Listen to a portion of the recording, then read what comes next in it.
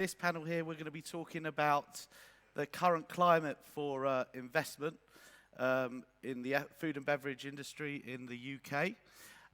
I've got to join me on the panel, I've got four of the most active and successful investors in food and beverage in UK. We've got, guys, if you want to join, we've got Darrel Connell from Imbiba, with brands such as Darwin and Wallace, Cam and Hooper, Wright and Bell, Temper, Albion and East, to mention a few, and others. We've got Chris Miller from White Rabbit Fund, brands such as Cricket, Island Pokey, Lena Stores, Nama and Kim's. We've got Yasha Estraikh from Piper, and with brands such as Flatiron, Hickory Smokehouse and Turtle Bay. And we've got Rowland from TriSpan, with brands under the banner such as Thunderbird, Yardbird, Rosa Mexicana, Rosa Thai, and Stacked. Guys, I'm going to join you and sit down here. Thank you. Okay, so question, we're going to drive straight in. And the first question I'd like to ask is, you know, UK has seen the last couple of years, it's not been the easiest climate in the UK for the last couple of years, what with Brexit and what with the political climate that we've had. Where do investors see opportunity at the moment? Where do you guys see opportunity in F&B in the UK? Who would like to kick that off?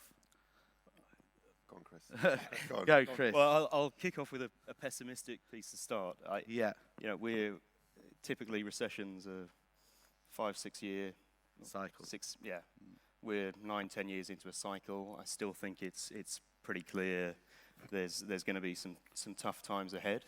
And so really the exciting opportunities for me are finding businesses with margin and that deliver value for money. Right. Because really in a tough time, the low end of the market really gets hit, the high end of the market really gets hit, and actually but I've seen there's a shift to quality. Yeah. People still need to eat and drink. That's the one nice thing about our industry, is it's never going away. And so it's about finding brands that are doing the best of the best. Yeah. And really providing that value to customers when that tough time happens. But on the more positive side of that, now is the most exciting time I've seen in the hospitality industry to invest. Yeah. Because actually with the property market where it is, and also with the way you can, as a small startup operator, get on the scene and be seen, it's a really exciting time to be in F&B investing. And just sticking with that, the last couple of years, they've been quite turbulent. How have your brands done? How have your investments done in the last couple of years? I mean, I know we're hopefully coming out of it now, but how have you helped? Well, we've been very lucky. I mean, I started the business 3.5 years ago, and you know the newer ones have only recently coming online, and they are doing something a bit different. It's very experience-led. It's beautifully designed. The challenge, when you're new, you're always going to be busy. There's enough people in London to come and try it. Yeah. The challenge for us always remains of how do you stay relevant, and how do you keep giving back to the customers when there's so many new openings happening, and rewarding them for their repeat customers. So that's something that we're having to work really hard on. That we've got exciting brands, but how do you keep them relevant? How do you keep them relevant? Yeah. Interesting. Darrel? Yeah, well, I mean, obviously Chris said it's been a very difficult period, isn't it, for people? And I think, you know, the other side of there's the labour side as well, I think, which is something we found very difficult in our business and continue to find very difficult. But in terms of where the opportunities We're not lie, talking politically here. No. No.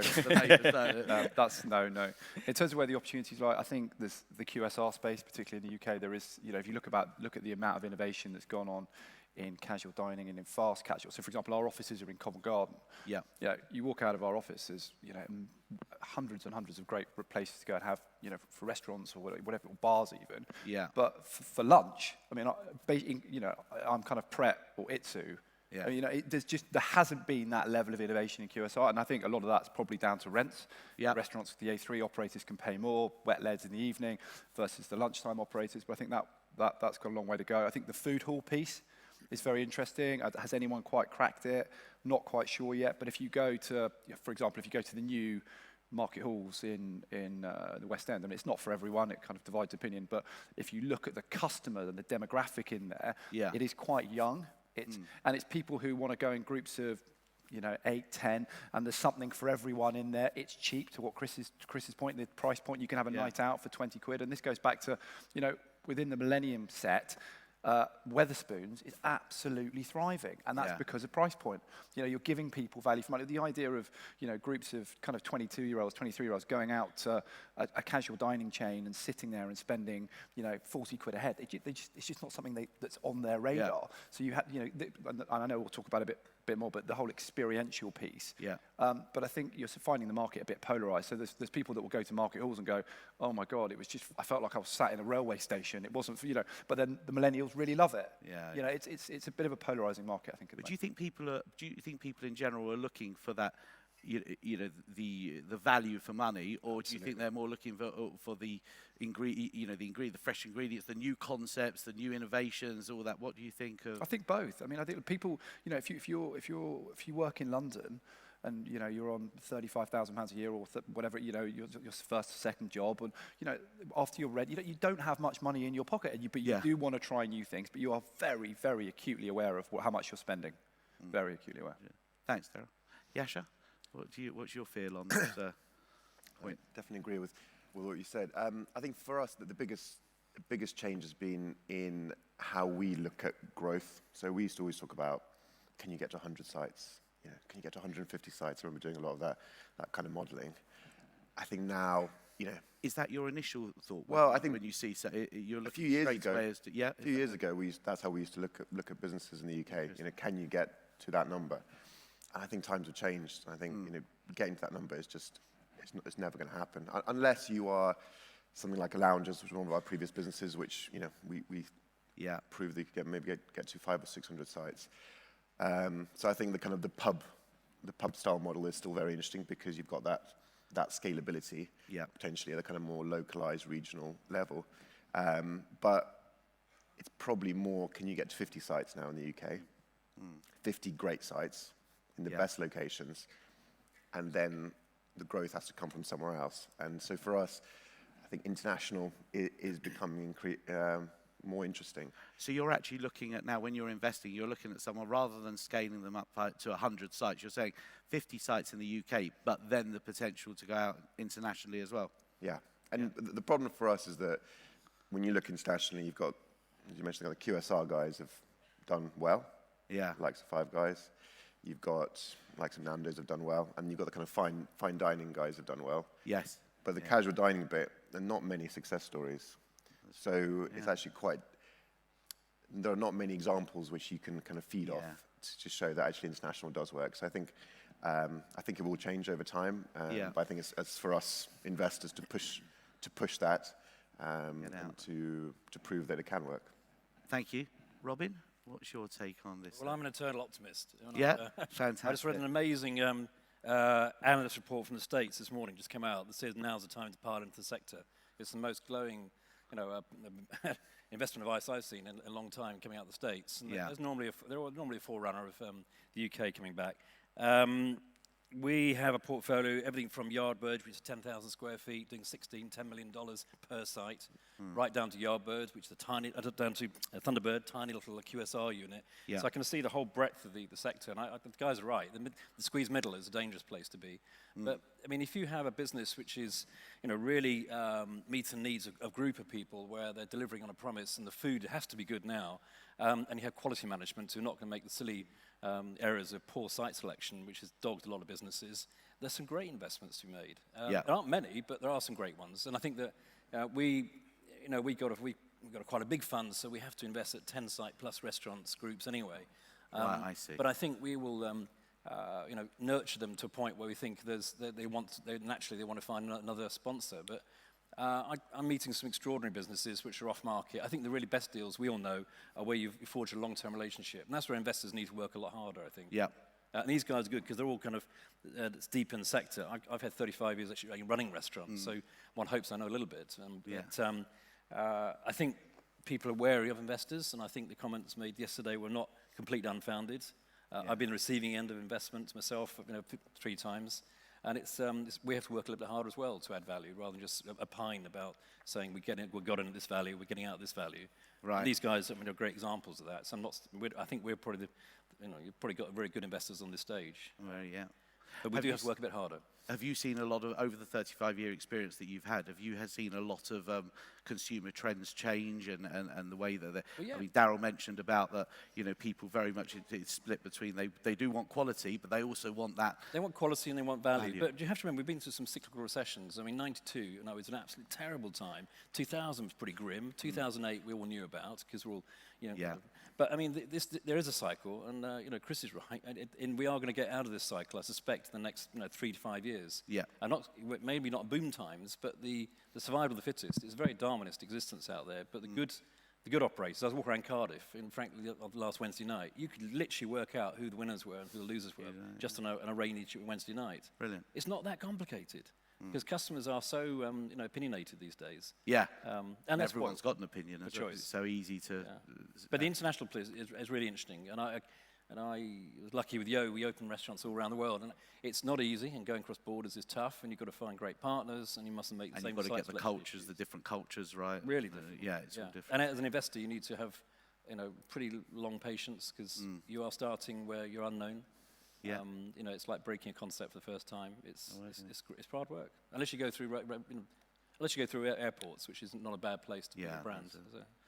We touched on property a bit, and my background is property, and I can tell you from front line of dealing with the London market and the UK market with a focus on London, is that the last couple of years has seen a lot of casualties of the food and beverage industry, meaning that there's a lot more property on the market, mainly because, I would say, as we spoke about Brexit and the political climate, that affected, but also mainly because landlords increased rents to such a level, which meant that we went through a business rates revaluation a couple of years ago that saw that business rates doubled, if not tripled, for a lot of operators out there. So it became that business rates and rents coupled together were just too much to make it work. So a lot of property came on the market.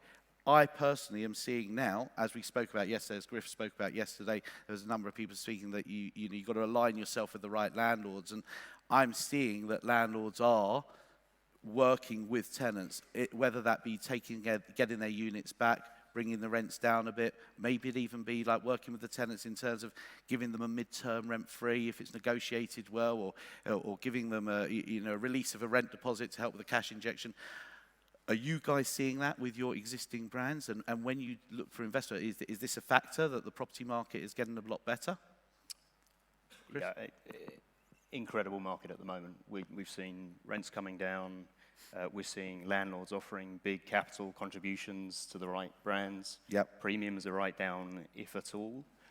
I think it's an interesting time that landlords, they don't want the really large-scale chains, because no one eats at them anymore. But equally, they've been burnt at the complete startups going in. So finding brands where, I think most people on the stage, where you've got exciting early stage restaurant groups, but also have structure and process and track record behind it. That's the interesting time. I think where we're going to, there's a legacy of those crazy rents. And that hits you in a rent review. Because there will have been some idiot will have signed up £150 a square foot or £100 a square foot. Down the road, and that's going to... In the arse end of nowhere. Yeah. And the landlord starts waving that in front of you. And it's very... it's a difficult conversation where you're saying, well, but no one's making money at that rent. So that's not a market rent. So there's a legacy issue which, we're all going to struggle with when those 5-year rent reviews come in. But it's definitely, there's much nicer deals to be done. Yeah, absolutely. Darrel, would you, with landlords, sometimes they ask for, you might be able to do a deal with the landlord where you get a bit of a lower rent, but then you put a turnover kicker in there. What do you feel about turnover? Yeah, I mean, I think, look, for us, property is just absolutely, it's everything. I mean, getting, and I'm not, the minute you start getting capital contributions and this and that, the key thing to us is the rent number. Yeah. You know, all the sweeties around it are all very lovely, but actually, you know, if you look at a lot of the businesses that have been in the press around, say, the QSR stuff, the pods, the chops, and these guys, and you look at some of the rents they're paying, irrespective of what capital contributions they got way back in the day to get them open, it's just, you have to be so disciplined. Actually, a phone call last night from somebody that's got a site in Covent Garden, and it's a great site. The rent's like 700 grand. You're like, how can you sign up a rent in the current climate at 700 grand? I mean, the risk profile on that is just, it's just too much. And a lot of the time, if they want to get out, they want to get a premium as well on top of that, and it makes it just too. Yeah, but I mean, I think as Chris said, I think landlords, the better landlords are getting wise to their estate management, and you can, there's a site, Canary Wharf, for example, we've got a couple of things over there, and they're quite bullish. They like big rents, but if they really want you, they will come down despite all the. Yeah. But you have to have a sustainable business model, and the sharing the risk with the landlord of that 8 to 10% or whatever, but that's fine. But it has to work the other way. You have to have a low. You have to have a low base rent. Yeah. That, it's about sharing risk. If they want that. Yeah.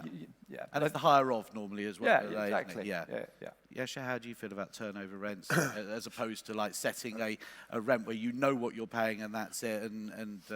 Yeah, which I guess is the kind of shopping centre, more traditional shopping centre model, which I think now in shopping centres, if you've got a concept, I mean, you can basically get it for free and they'll pay for it. And I mean, in some ways, we have had a session where we thought, actually, what would be the great concepts that could go into shopping centres?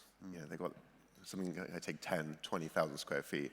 This is where competitive socializing is quite interesting, because actually those guys are onto something that consumers need. Yeah. And from a property perspective, no one else is taking sites that big. So landlords are throwing themselves out there.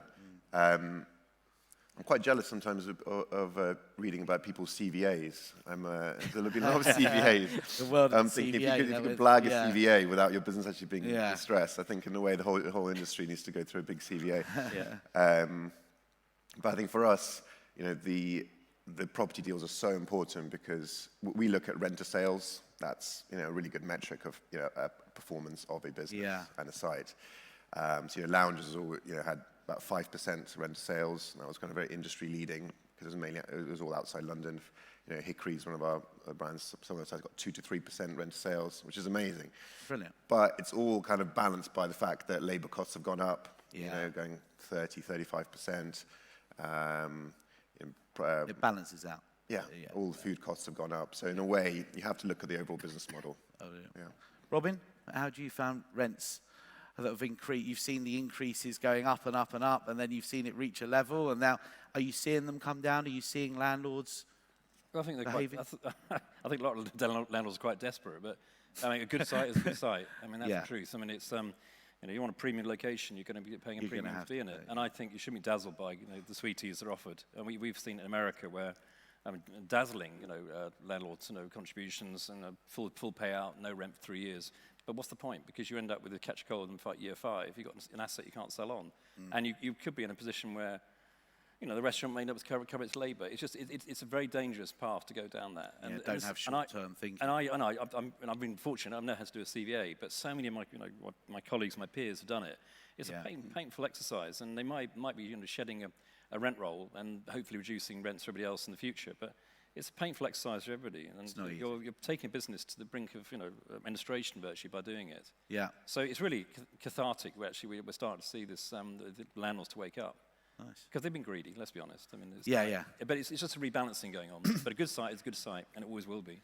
I think, Maurice, the other thing to say is that for a young brand, if you get a site, you get all the capital contributions and this and that and the other thing, and it looks really compelling. But if it's your 3rd site, your 5th site, your 6th site, and it doesn't work, the drain, when you open the door, you're ready to go, you're targeting 25 grand a week or whatever you're targeting, and you open on 10. And despite the negativity that brings into the business, all the management resource to fix that site, and what are we going to do, and what are we going to do, and it's if you've got 50 sites and you open your 51st, or and it kind of doesn't work, it's kind of not the end of the world. Move on. But I think for the young companies, it's so important to get it working, to get it, have those first few working, and make sure that they work. Yeah.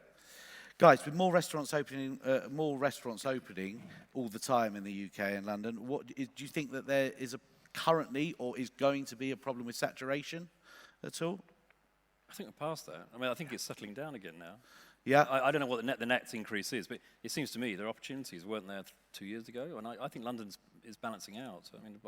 I mean, personally, I'm seeing a lot of new concepts, new companies, internationals coming into because they're taking advantage. Aren't they just replacing failed ones that come out? Not replacing like for like, but they're replacing like a lot of the times. Actually, not like for like, but there is a lot of new ideas coming to market. I mean, look, I think that we're helped in London as well quite. Love them or hate them, the government works quite well with our planning uses classifications to ensure that we don't get saturated with a street just full of restaurants. I think, in Westminster alone, I remember there was a time where you couldn't get a brand new A3 restaurant use application. Now they're starting to lift that. You can do that. Is that a problem for any of your brands that too many restaurants opening, or you don't worry about that? I think a few years ago it was every restaurant that opened, there was not additional demand there. It's just taking custom from someone else. Yeah. But yeah, I think we've seen enough closures. The London market is incredibly competitive. Yeah. I'm not sure that's ever going to get much better, but yeah. But I also don't see a load more demand coming in. Yeah. No. I agree. Do you think investors are better placed to look outside? Well, we mentioned the capital is the capital, yeah, but do you think investors are better placed to start looking outside of the capital and go for more regional, we mentioned more regional locations to get those rents down? I mean, for us, we love outside London. I mean, it's just, I think there's some great businesses outside London. I think as investors, I think we're all London-based. I think it's really important for us to not think only as Londoners. I think it's really easy to do that, yeah, and not really understand how consumers think and behave outside London. It's completely different. I think about Hickory's, where actually we got 100 parking spaces, and people drive for half an hour. People are really willing to drive far outside and if London. You get it working, you're benefiting from lower rents as well. I would imagine the overheads are lower, yeah. Yeah, I mean sometimes it's. Property can be difficult outside London too as well. It's interesting with the pub market, where there are some incredible pubs out there, but the big pub guys just won't let go of them. Yeah. And that's really frustrating. I don't know whether you find that in your industry, but they're sitting on the incredible estates. Beautiful thousands of pubs, which are doing nothing. And beautiful buildings as well, like lovely looking buildings, yeah. But they're not willing to let go of them because of whatever deals they've got. Yeah. Absolutely. The question becomes about the size of the prize and how many of these things you can open. And to Yasha's point, the days of getting to 100 restaurants or even opening 10 restaurants a year, etc., are gone. Certain brands can do it, but it's very limited. And so we're very actively looking internationally. We've just signed our first franchise deal for France, Belgium, Luxembourg, Switzerland with a great partner, and that's going very well at the moment. We're looking at Japan. We'd love to take cricket to Amsterdam. And so it's really about opening up a new market so that there is a bigger prize. And if you've got a great concept, hopefully you can make it work in other cities. Yeah, brilliant. Okay, last question before we open up to the audience for some questions is we touched on the experiential, but I know it was spoken about quite a lot yesterday. But you guys as investors, what other opportunities are there for investors outside of the typical restaurant space? Darrel, I'd like to speak to you because I know that with Imbiba, you've actually gone already outside the typical restaurant space with a couple of brands, which I'm sure.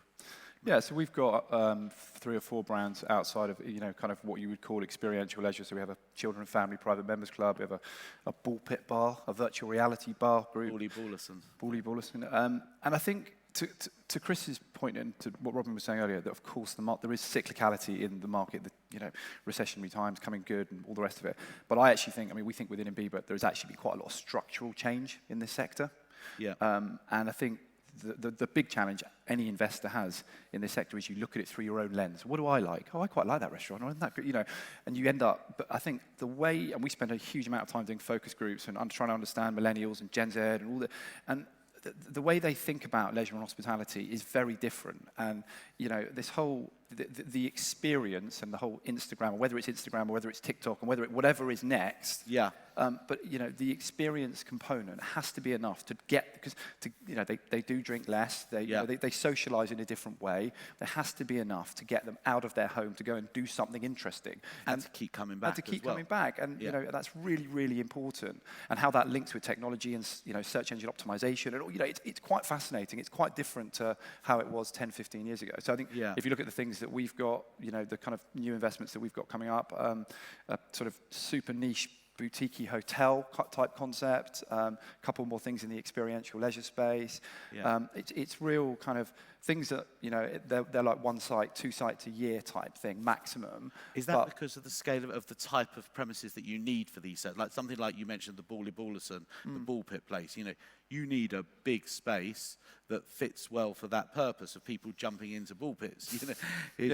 When you're looking to invest in these kind of experiential, obviously a lot of the ones, the Swingers, the Flight Club, these guys, they often Bally Ballers, they need big sites, but some of them, the VR concept we've got is in sort of 2,500 square foot. So it's very much dependent on what your business model is. Yeah. But the interesting thing is, as well, as the guys have landlords really want this stuff in, and of course you can't take an easy deal. But it's not just landlords; it's airports want this stuff in. Really that are trying to mix up their estate. And if you're a young brand, if you can get a cracking second, third, fourth site, it can make your business. It can be the fuel that sets your business off. And really goes. But that said, the risk around experiential is that particularly in the bar space, Stonegate will say, okay, we've got 200 slug and lettuces on high streets all across the UK. We're going to put in table tennis tables, and so you need. And there needs to be a barrier to entry. There needs to be a genuine barrier to. I think probably the best business in that space in our is probably Flight Club. It's a genuine, proper barrier to entry in that place. It keeps bringing people back. It's very democratic, so it's not like super niche aimed at blokes or ladies or whatever. It's very democratic. And it's easy to scale. Use. Robin, what do you think of the experiential? Have you had any?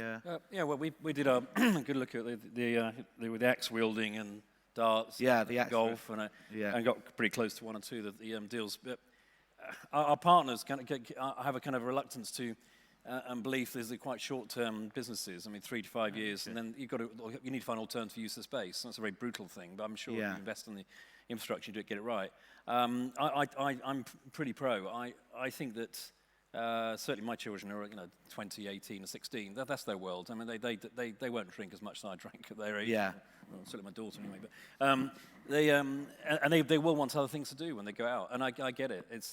But it's a risk profile, and you are on the hook for this big site with a big capex and a big rent. I get it. You don't want it to become a fad. It doesn't be a fad. It can't be a fad.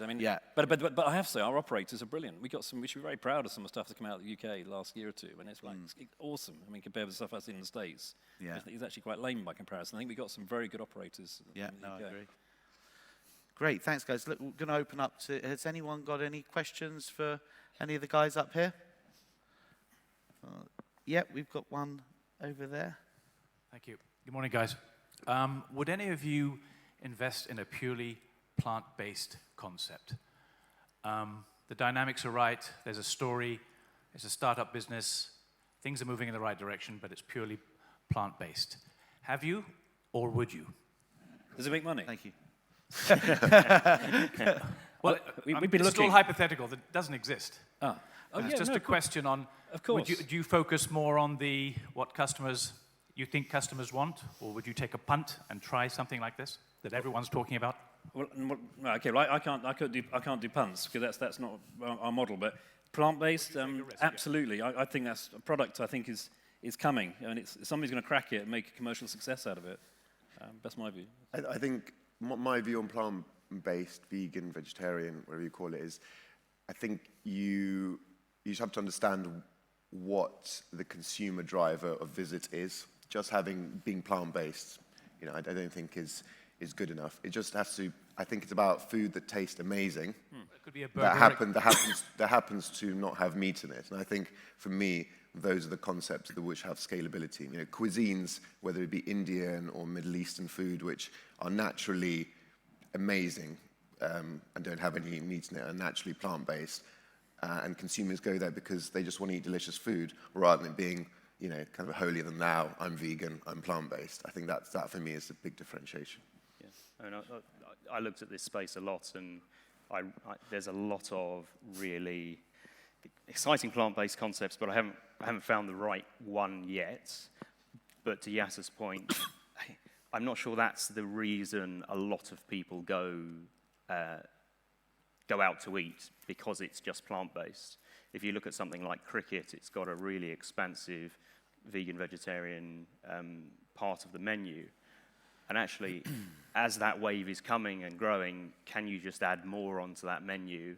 And because there is a meat section on there, how many people are you going to say, I won't go to that restaurant at all? I'm not sure yet. So it's always about the concept, and there are some great concepts out there and in development. So definitely keeping a close eye on it.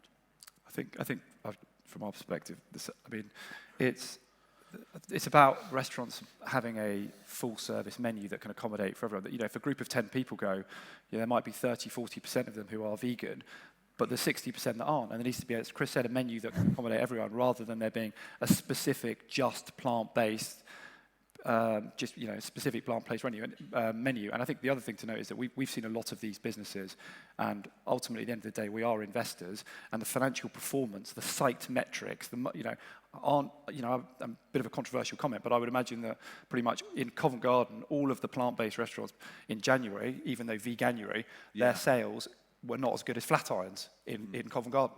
And that's a great steak brand. So you have to look at the fundamentals. Ignore all the noise around veganuary and all this kind of stuff. Yeah, maybe in the right location. I'm sure. Yeah. Thank you. Anyone else? Yeah. Hi. This is a question for Chris and for Yasha. Actually, it's regarding bringing sort of new food concepts into the market. So the examples of Turtle Bay and Island Poke. So at the time when Turtle Bay came into the market, there was no mainstream West Indian food in the UK, and the same for Island Poke introducing Polynesian food. So my question is, how did you explain this food to the consumers? Because they're both incredibly big success stories. Shall I go first? Go ahead. So I think with Caribbean food, what was quite helpful, and when we were looking at it when we were investing, was that the landscape for Caribbean food was actually really poor. Like, if you actually wanted to go and find some jerk chicken, curry goat, there wasn't really many places outside of Brixton. But actually, the Caribbean community in the UK is very, very vibrant. The culture is really, really vibrant. There are a lot of people who've got links to it. So the awareness levels of that culture were actually quite high, even though people's understanding of the food wasn't. And so that was really the opportunity. I think the business, if it kind of sum itself up in 3 words, is kind of rum, reggae, and jerk. I think people understand rum, so it's all about cocktails, and I think it was much easier to communicate rum. Reggae music, once again, culturally, people understand what that is. The jerk bit, the food bit, I think was the most difficult. Has been trickier to communicate, because actually it's a fantastic cuisine. But I think people have taken to it really well, and I think being spicy has helped. I think British palates generally love spicy food. Yeah, and for us, we had the other investments, Italian, Chinese, Indian, just doing it a little bit better design. Island Poke was one which was very few people had heard of it when we opened. Those first 2.5, 3 months were really scary because no one came through those doors, and I was trying to work out what we were going to flip it into. But then come January, and people actually coming through the doors and telling, it was word of mouth, it was an education from us. We had to do a lot of local marketing to get people in. And it's trusting in and believing in the quality of that food, and it was hitting all the right trends of it's customizable, it's healthy, it's very, very pretty, and that just in itself created the queues outside, and that brings in other people. So yeah, coming back to the fundamentals, is the product incredible, and is the hospitality around it and design amazing? There's huge opportunities. It's riskier, and you've got to accept there's going to be a little bit of a ramp up to actually to get to that. But yeah, we'd do it again for the right cuisine. Thank you, everyone. Thank you, guys, for being on the panel. We're going to have to stop now, otherwise we're going to put Griff behind from the morning, which won't be a good thing. Thank you very much. Thanks.